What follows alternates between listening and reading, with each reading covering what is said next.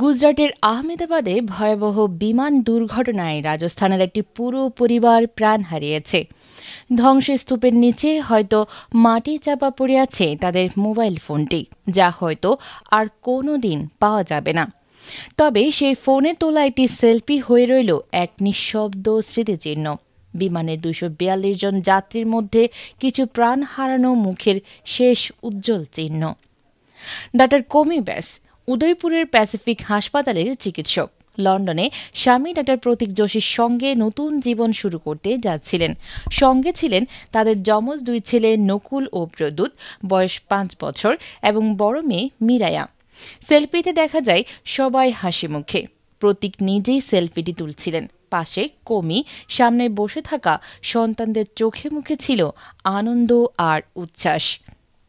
প্রতীক কিছুদিন আগে লন্ডনে চলে যান এবং স্ত্রী সন্তানদের নিয়ে যেতে 2 দিন আগে ভারতে আসেন।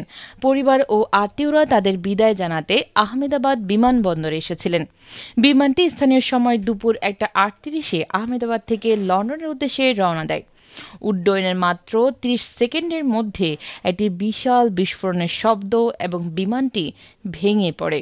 প্রত্যক্ষদর্শীরা জানান, বিস্ফোরণ এতটাই তীব্র ছিল যে মনে হয়েছিল ভূমিকম্প হয়েছে। দুর্ঘটনার পরে উদ্ধার কাজে অংশ নেন স্থানীয় লোকজন ও প্রশাসন।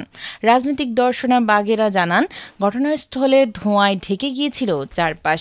আশপাশের বিল্ডিংও ক্ষতিগ্রস্ত হয়। মেডিকেল কলেজের হোস্টেলেও বড় ধরনের ক্ষতি হয়েছে।